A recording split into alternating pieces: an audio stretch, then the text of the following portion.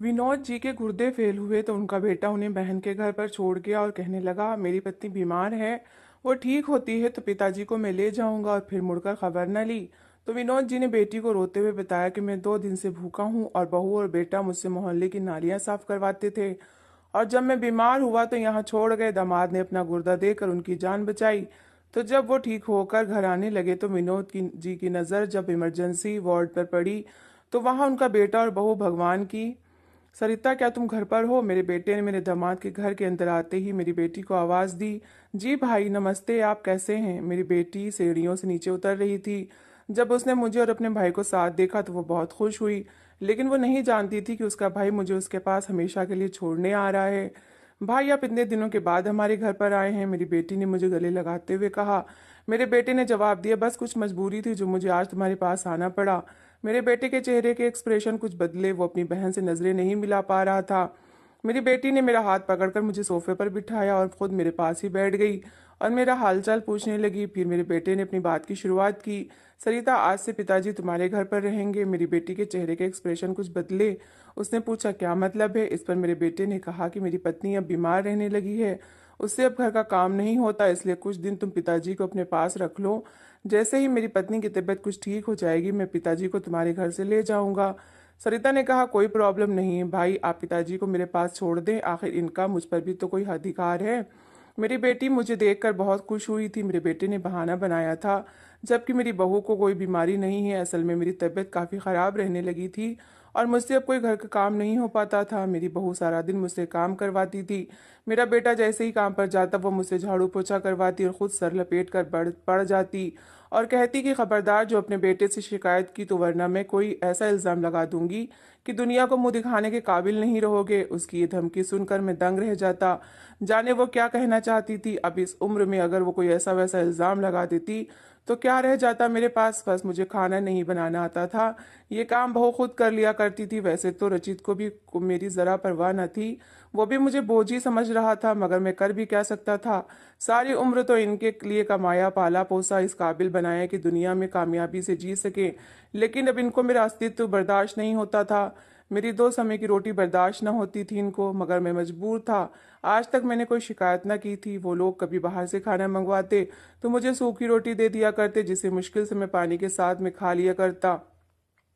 मेरे साथ ये सब होता ही रहता था, मगर एक दिन तो हद ही हो गई। जब बारिश बहुत तेज हुई और गले में पानी भर गया तो आधी रात को मेरी बहू ने मुझे जगाया कि जल्दी उठो, गली का पानी घर के अंदर आ रहा है, जल्दी उठकर जाओ और गली का पानी निकालो, नालियां साफ करो। ये सुनकर मेरे होश उड़ गए। मैं तो ठीक से चल भी नहीं पा रहा था, लेकिन बहू ने चीखना शुरू कर दिया कि इतना भी काम नहीं कर सकते।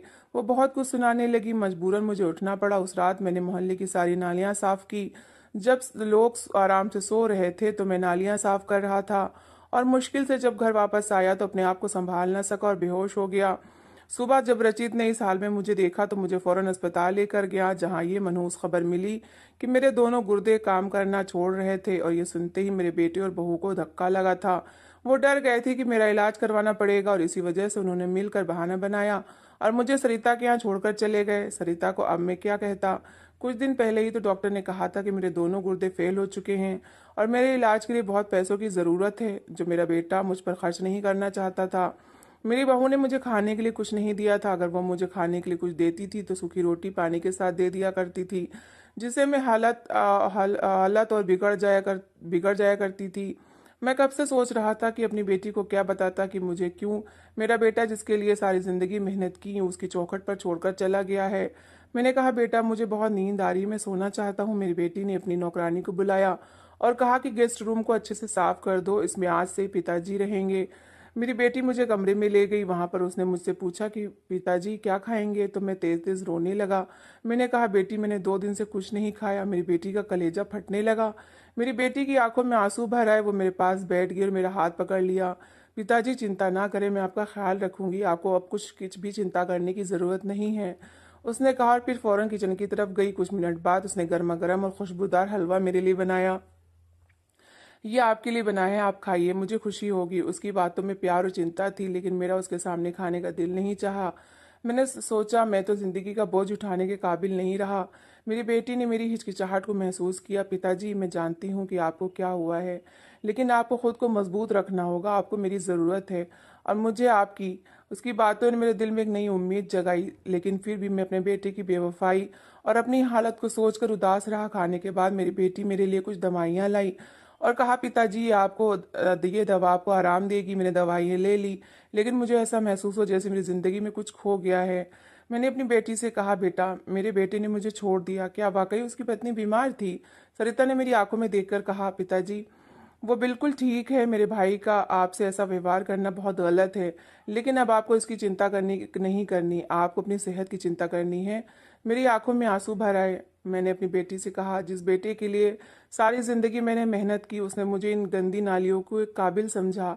ये सुनना ही था कि मेरी बेटी ने कहा, पिताजी ये आप क्या कह रहे हैं? गंदी नालियाँ, इस बात का क्या मतलब है? मैंने जवाब दिया, बेटा क्या तुम नहीं जानती कि मेरी बहू और बेटे ने मुझसे सारे मोहल्ले की गंदी नालियाँ साफ करवाई हैं? मेरा बेटा रोज मुझसे लड़ता है, बुरा भला कहता है।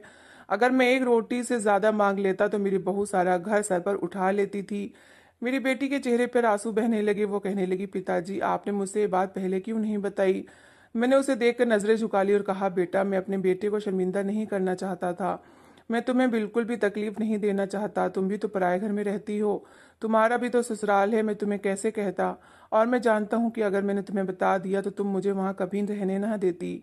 बेटी से कहने पर मेरी आंखों में एक पल के लिए नमी सी जाग गई। मैंने उसका चेहरे की तरफ देखा। उसकी आंखों में प्यार झलक रहा था, मगर दिल में डर भी छुपा हुआ था। जब अपनों ने इतनी बेदर्दी से मेरा दिल तोड़ा तो किसी और पर कैसे भरोसा करता? मैं अपने आंसू साफ कर रहा था तो मैंने देखा मेरा दरवाजे पर खड़ा था। शायद उसने सब कुछ सुन लिया था। मैं घबरा गया। मैं दामाद के सामने ये सब नहीं कहना चाहता था।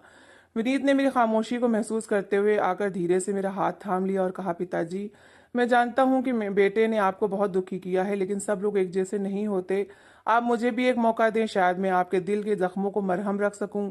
मेरी आंखें उसके शब्दों पर कुछ पल के लिए बंद हो गई। दिल चाहता था कि उसकी बातों पर यकीन कर लूं, मगर बीते समय के धोखे ने मेरे दिल पर ऐसी चोट लगाई थी कि वो अब भी रिस रही थी। विनीत की बातों में इतनी मिठास और अपनापन था कि दिल ने चाहा सब कुछ भूलकर उसको गले लगा लूं, मगर दिल फौरन गुजरे समय की कठोर यादों में वापस चला गया। वो पल जब मेरे अपने बेटे ने मेरी इज्जत को रौंद दिया था, मुझे एक बोझ समझा और मेरे बुढ़ापे को ताने दिए थे, वो सब यादें दिल पर कांटे बनकर चुभने लगी। विनीत ने मेरी खामोशी को तोड़ते हुए कहा, पिताजी मैं जानता हूँ कि भरोसा जीतना आसान नहीं, मगर मुझे आपके दिल में अपनी जगह बनाने का मौका दें। मैं वादा करता हूँ कि आपको कभी किसी कमी का एहसास नहीं होने दूंगा। मैंने धीरे से अपना हाथ छुड़ा और कहा, बेटा दिल पर लगे जख्म इतनी आसानी से नहीं भरते। भले तुम्हारी बातों में अपनापन है, मगर मेरी जिंदगी ने मुझे ये सिखाया है कि अपनों के धोखे से ज्यादा कोई जख्म गहरा नहीं होता।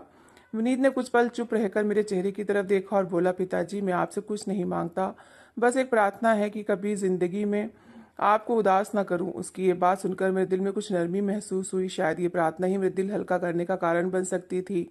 शायद समय के साथ जख्म भी भर जाए। अचानक मेरे दाएं तरफ एक तेज दर्द उठा जो बर्दाश्त के बाहर था। मैंने कोशिश की कि किसी को महसूस ना होने दूं, लेकिन दर्द ऐसा था कि मेरे चेहरे के एक्सप्रेशन खुद ब खुद बदल गए।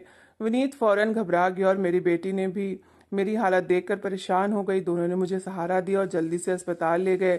अस्पताल पहुंचकर सारे टेस्ट किए गए और कुछ समय बाद डॉक्टर ने भी गंभीरता से बताया कि मेरे दोनों गुर्दे फेल हो चुके हैं और गुर्दा बदलने के अलावा कोई चारा नहीं। ये सुनकर मेरे पैरों तले से जमीन निकल गई, जैसे दुनिया एक पल में अंधेरी हो गई हो। मेरी बेटी ने मेरी तरफ देखा और उसकी आंखों में आंसू भर आए। विनीत ने मेरा हाथ थमकर कहा, पिताजी आप चिंता न करें, आपकी जिंदगी बचाना मेरा कर्तव्य है। मैं हर संभव कोशिश करूंगा। मैंने खामोशी से उसकी बातें सुनी। दिमाग में ख्यालात का तूफान था। बुढ़ापे में ऐसी परीक्षा, क्या मेरी जिंदगी का अंत यही था? मगर विनीत और मेरी बेटी के चेहरे का पर प्यार और मोहब्बत देखकर दिल में उम्मीद की किरण जागी। विनीत ने डॉक्टर से बात की और पूछा, क्या मैं अपना गुर्दा इनको दे सकता हूँ? डॉक्टर ने उसकी बात सुनकर कहा, अगर आपको आपके टिश्यू मैच हो गए तो कोई परेशानी नहीं होगी। आप तो करीबी रिश्तेदार हैं। आपकी किडनी अगर मैच हो गई तो इनको बचाया जा सकता है। विनीत ने बगैर एक पल सोचे हाँ कर दी। मैं हैरत से उसे देख रहा था। मैं तो सोच भी नहीं सकता था कि जिसे मैं अपना बेटा भी नहीं मानता था, वो इस कठिन समय में मेरे लिए अपनी जान का हिस्सा देने को तैयार हो जाएगा।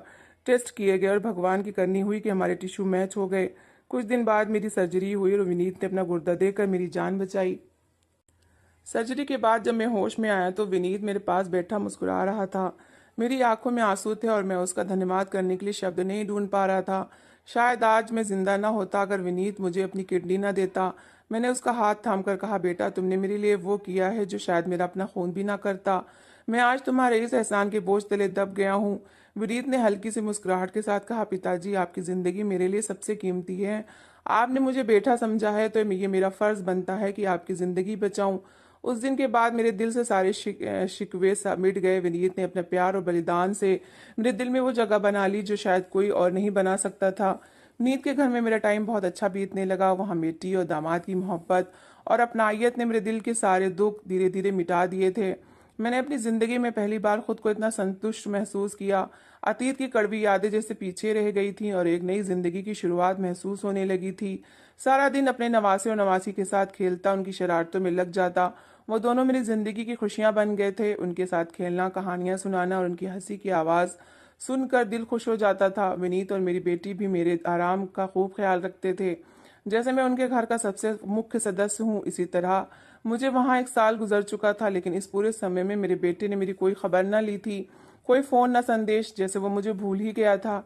इस बात का दुख दिल में कहीं ना कहीं छुपा हुआ था, मगर विनीत और उसके बच्चों की मोहब्बत ने इस दुख को कम कर दिया था। मेरी जिंदगी में एक नए रिश्ते की अहमियत का एहसास पैदा हो चुका था और मैं भगवान का आभारी था कि उसने मुझे ऐसे लोग दिए जो मेरी इज्जत और खुशियों का इतना ख्याल रखते थे।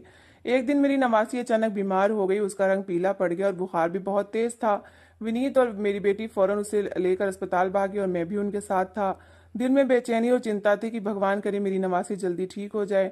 अस्पताल पहुंचकर हम उसे इमरजेंसी वार्ड में ले गए। जैसे ही हमने वहां कदम रखा, मेरी नजर अचानक सामने बैठे एक जोड़े पर पड़ी। दिल की धड़कन तेज हो गई, आंखों को यकीन नहीं आया। वहां मेरा बेटा और बहू पहले से ही मौजूद थे। एक पल के लिए जैसे जमीन मेरे कदमों के नीचे से खिसक गई हो। वो दोनों बहुत परेशान और थके हुए दिख रहे थे। उनके चेहरे पर परेशानी थी और उनकी हालत बहुत खराब हो चुकी थी। एक साल के अंदर अंदर उनके हालात जैसे बिगड़ चुके थे। मेरे बेटे का चेहरा कमजोर और बुझा हुआ लग रहा था, जैसे जिंदगी की मुश्किलों ने उसकी जवानी छीन ली हो। बहू भी अजीब नजर आ रही थी, उसकी आंखों में अब चमक नहीं थी। मेरी नजरें उन पर जमी रहीं। दिल में कई सवाल उठे, क्या मेरी तरह इन्हें भी जिंदगी ने परीक्षा में डाल दिया है? शायद मेरी बेरुखी का नतीजा था, मगर वो दोनों मुझसे नजरें मिलाए बिना खामोशी से वहां बैठे रहे और मैं भी चुपचाप अपनी नवासी के इलाज की प्रार्थना करता रहा। मेरी नजर दोबारा अपनी बहू पर गई और इस बार जो दृश्य देखा वो मेरी बर्दाश्त से बाहर था। उसका चेहरा जला हुआ था, जैसे किसी आग में झुलसा हो। उसके कपड़े फटे हुए थे और चेहरे पर उदासी और बेबसी की झलक साफ नजर आ रही थी। उसकी हालत देखकर मेरा कलेजा कटकर रह गया। दिल में अचानक बहुत तेज दर्द और दुख महसूस हुआ। कभी यही बहू मेरे घर में हंसती मुस्कुराती रहती थी और आज वो इतने दुख और तकलीफ में थी कि देखकर मेरी आंखें भीग गईं। मैं सोचने लगा कि यह सब मेरी बदकिस्मती का नतीजा था। ये मेरी प्रार्थनाओं का असर खत्म हो गया था। एक साल में आखिर ऐसा क्या हुआ कि मेरा बेटा और बहू इस हाल में पहुंच गए? मेरा बेटा एक तरफ चुप बैठा था, जैसे उसकी दुनिया उजड़ चुकी हो। उसकी नजरें जमीन पर जमी थीं और वो जैसे खुद में गुम था। शायद उसने मेरी मौजूदगी को महसूस कर लिया था, मगर वो नजरें उठाकर मुझे देखने की हिम्मत नहीं कर सका। दिल चाहा कि इन दोनों के पास जाऊं, इनके दर्द को बांटूं, मगर अतीत के जख्मों की कड़वाहट ने मेरे कदम रोक दिए। मैं खामोशी से अपनी नवासी के लिए प्रार्थनाएं करता रहा, मगर दिल में कसक रह गई कि मेरे बेटे और बहू को ऐसा ऐसा क्यों देखना पड़ा। ये सब क्या है? आखिरकार मुझसे बर्दाश्त नहीं हुआ और मैं उनके पास चला गया। मैंने अपने बेटे के कंधे पर हाथ रखकर प्यार से पूछा, बेटा क्या हुआ है? मेरी आवाज सुनते ही उसकी आंखों में जैसे सब्र टूट गया। वो रोने लगा और अपनी जगह से उठकर मेरे पैरों में गिर पड़ा। उसके आंसू मेरे दिल पर छुरियों की तरह लग रहे थे। वो रोते हुए कहने लगा, पिताजी मुझे माफ कर दे, मुझसे बहुत बड़ी गलती हो गई थी। मैंने आपके साथ जो कुछ किया उसकी सजा तो मुझे हर पल मिल रही है।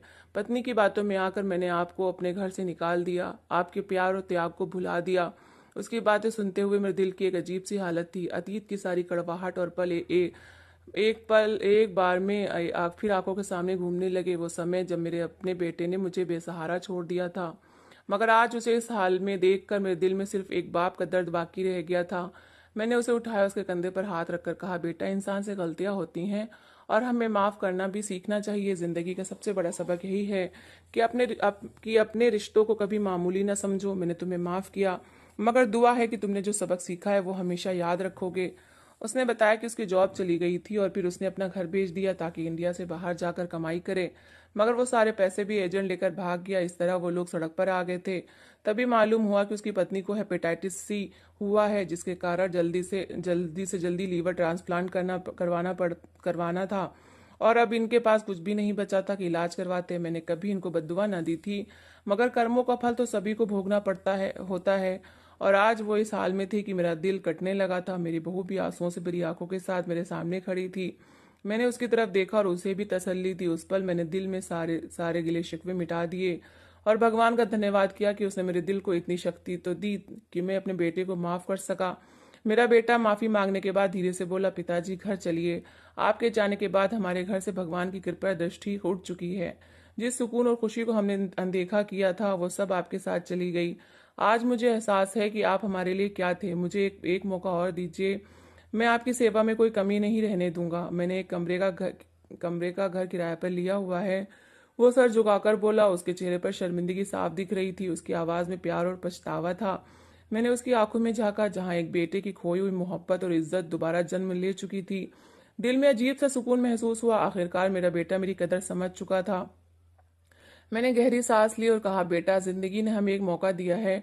जो कुछ हुआ उसे भुलाकर एक नई शुरुआत करते हैं। तुमने अपनी गलती मान ली, यही सबसे बड़ी बात है। मैं तुम्हारे साथ चलने को तैयार हूँ, लेकिन याद रखो, रिश्ते इज्जत और मोहब्बत से जिंदा रहते हैं। इन्हें कभी अनदेखा ना करना। मेरे ये शब्द सुनते ही उसने मुझे गले से लगा लिया और हम दोनों की आंखों में आंसू थे। शायद ये आंसू पिछले दुखों को बहाकर एक नई उम्मीद की शुरुआत कर रहे थे। मैंने अपने बेटे को गले से लगाया तो दिल में जैसे बरसों की कड़वाहट बह गई। ऐसा लगा जैसे एक बोझ था जो इतने टाइम से सीने पर रखा हुआ था और अब वो खत्म हो गया हो। वो अपने आंसू पोंछता हुआ बोला, अब वो मैं वादा करता हूँ कि अब आपको कभी शिकायत का मौका नहीं दूंगा। अब आप हमारे साथ चले, आपके बगैर घर घर नहीं है। मैंने उसके चेहरे को प्यार से थपथपाया और कहा, बेटा, अगर सच्ची नीयत और प्यार हो तो भगवान सब माफ कर देता है। मैं तुम्हारे साथ चलने को तैयार हूँ, मगर मुझे खुशी भी है कि विनीत और मेरी बेटी ने कठिन समय मेरा साथ दिया और मुझे बेसहारा नहीं छोड़ा। जिंदगी में जिसने मुझे तुम्हें संभाला और सहारा दिया उसे कभी ना भूलना। मेरे बेटे ने इस बात पर सर हिलाया और कहा, पिताजी, मैं भी विनीत भाई का हमेशा आभारी रहूंगा। उन्होंने वो किया जो शायद मुझे करना चाहिए था। मेरी नवासी की तबीयत भी अब ठीक हो चुकी थी। हम सब ने अस्पताल से घर वापसी की तैयारी की। विनीत और मेरी बेटी ने मेरी आंखों में खुशी और इत्मीनान देखा तो वो भी खुशी से मुस्कुरा दिए। मैं नहीं जानता था कि कभी दोबारा अपने बेटे के साथ रह सकूंगा, मगर अब इस हालत में उनका साथ नहीं छोड़ सकता था। काश औलाद अपने माँ बाप का दिल ना दुखाए, क्योंकि वो बद्दुआ नहीं देते, लेकिन ऊपर वाला सजा जरूर देता है। जब माँ बाप औलाद को हर हाल में खुश रख सकते हैं तो वही बच्चा उनका सहारा बनने से क्यों घबराता है। आज मैं संतुष्ट था, मगर मेरे बच्चे परेशान थे, जिन्होंने मुझे एक नौकर से ज्यादा नहीं समझा था। काश ये सब ना हुआ होता। तो दोस्तों, कैसी लगी आपको हमारी आज की कहानी?